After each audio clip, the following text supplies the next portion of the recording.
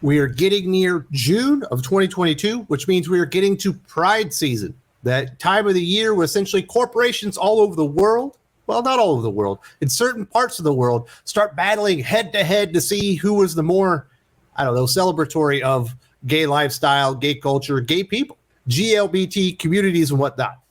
Now, of course, DC and Marvel are essentially all in. They're going head to head to see who could be the most gay, acceptable, the most gay, excited. Well, I don't know what they're trying to do, but obviously they are going to celebrate Pride Month and they're going to celebrate it hard. They're bringing the heat this year. Last year, it seemed like a pretty big event. This year, it's going to be even bigger, especially for DC with the details that we do have from them.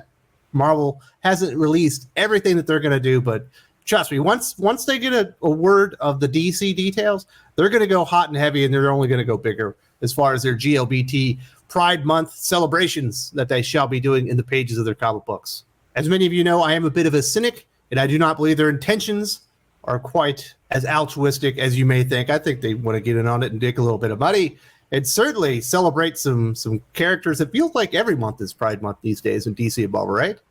Almost every major character that's been introduced within the past few years has been some type of GLBT representation. We've had a lot of sexuality changes within characters. This is a real story. This is an anecdote. I have a friend of mine. He used to read comics. He's kind of out of the comic book game.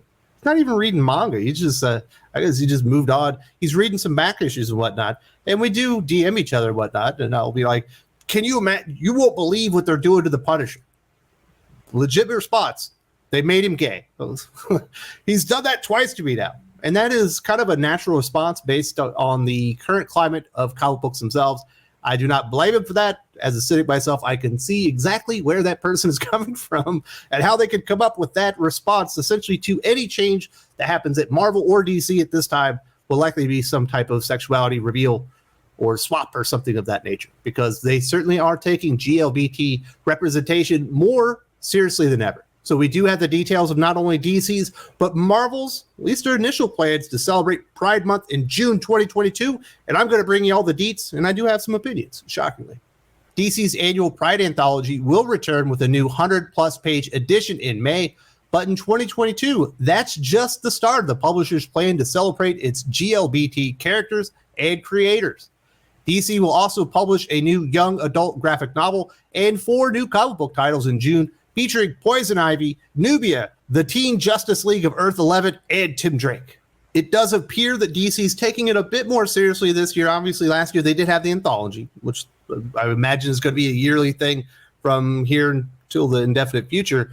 But they were just kind of like throwing Pride logos on certain titles, like the Crush and Lobo, like comic book. Does anyone think that was specifically created to celebrate Pride Month or GLBT communities? I am highly skeptical, but there was a GLBT representative character in there, so they just threw the logo on there and said, we're celebrating Pride Month. So I do think they're probably making their plans a little bit more concrete. They probably plan this out to celebrate some of these GLBT characters a little bit more. And certainly let's be honest, this is less about the characters. Really, it's about the creators. That's who they're really celebrating on this. And I get that.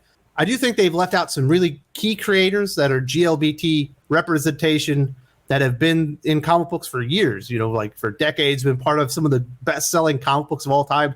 None of them are in there. It's just the new writers. Of course, we don't want to celebrate the history of any GLBT characters or creators in DC or Marvel for that matter, because if you did that, you would have to acknowledge that there actually has been GLBT representation throughout comics for decades now. When I say decades, I'm talking like 40, 50 years.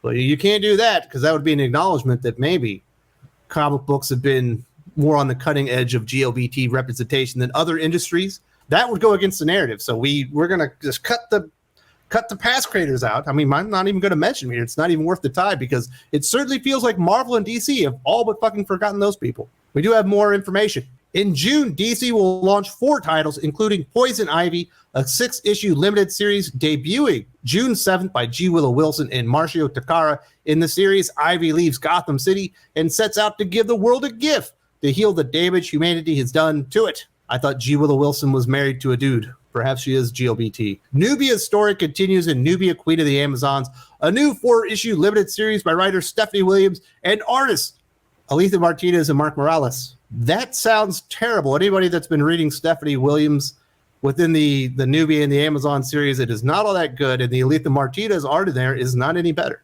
So I don't think that that's going to be a strong hit, but it is a GLBT celebration for Pride Month. On June 14th, Tim Drake's GLBT journey continues in DC Pride. Tim Drake Special, a 64-page one-shot special by writer Megan Fitzmartin and artist Bella Ortega and Alberto Jimenez Albuquerque. Basically, they're just reprinting the original story from Batman Urban Legends, I guess, as a story. And then there's going to be a little bit of new stuff on the very end of it. If you thought that was a big deal, you kind of probably already own the comic book, to be completely honest. Don't put any effort into this, DC. Don't write...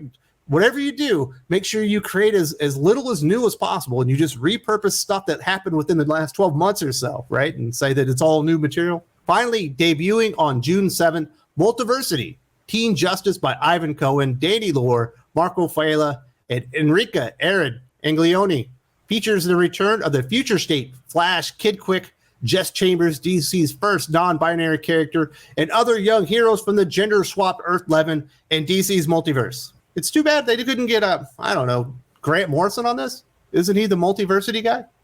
Also, Grant Morrison is GLBT, right? He's non-binary. That's what I was told. Although he still goes by his original pronouns, from what I understand. That's the way I understand it. But I guarantee you, Danny Lore is a lot cheaper than getting Grant Morrison to come back. Although I do have a video that's going to be coming up somewhat soon, talking about Grant Morrison's exit from DC. He's given out a lot of information. It's very interesting. I don't know. It feels like if you really wanted to celebrate all this stuff, Grant Morrison probably would have been the way to go, but would have been a little bit too expensive. Are you excited for DC's plans to celebrate Pride Month in June 2022? These are just the beginnings. Obviously, there are going to be a ton of variant covers that are going to be sitting right there at your comic shop for you to go and enjoy. Lots of Pride variants and these stories. And I think there's a YA graphic novel also. I could give two shits about any of that stuff, but definitely want to hear from you guys. Are you going to be checking all this out? Now, not to be outdone, hours after DC announced its plan to celebrate Pride Month, Marvel Comics announced its own plans to celebrate the GLBT community. The Marvel's Voice Pride anthology will return in June for a second annual edition showcasing Marvel GLBT characters and creators. According to the publisher, Marvel's Voices Pride will give creators and readers an opportunity to explore and celebrate the wide range of identities and experiences of the GLBT community with uplifting and exciting adventures, all set in the main Marvel universe. I'm sure you guys have noticed like how creepily the exact same cover, the DC Pride anthology and the Marvel Voices Pride anthology, they essentially made the exact same cover to celebrate. Perhaps this is getting a little bit too homogenized for such a diverse group of people that we're supposed to be celebrating. Perhaps we could throw a little bit more creativity and thought into these covers and not actually reproduce the same fucking cover at two different publishers. Maybe we could throw a little creativity in there. That's just me as a comic fan. If I was GLBT and it really into Pride Month, I would probably like the covers to look, I don't know, remotely different. Maybe I could put them up and you could display them or something, and it won't look like the exact same piece of art that you've got sitting in your apartment or maybe at your desk or something at work.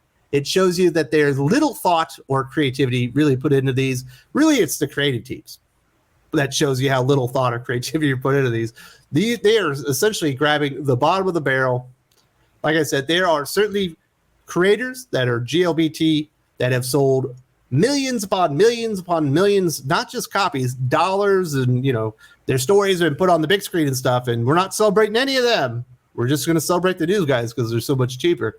Speaking of that, author Charlie Jane Anders will introduce a new hero to the Marvel Universe. Marvel is promising more information about the character in the future. Other stories include a story about Moondragon's complex history for a heart-bending story across space and time by writer Christopher Cantwell. Other creators on the Pride anthology include Andrew Wheeler, Alyssa Wogg, Stephen Byrne, Rick and Morty writer Grace Freud, and Danny Lore. Marvel Voices Pride #1 goes on sale June 15th. What's also interesting kind of about what they're doing here at DCA and Marvel here is they're trying to kind of replicate the success of Love is Love. If you're unfamiliar with that comic book, it was a comic book that was created to support the victims of that nightclub shooting that happened in Florida, where the dude went in there and shot a bunch of LGBT people, specifically gay men. And they created this comic book, Love is Love. It was created by the community, for the community, and it was an enormous success. Like, we're talking, I think, like over 100,000 copies of that comic book were shipped out and sold and everything.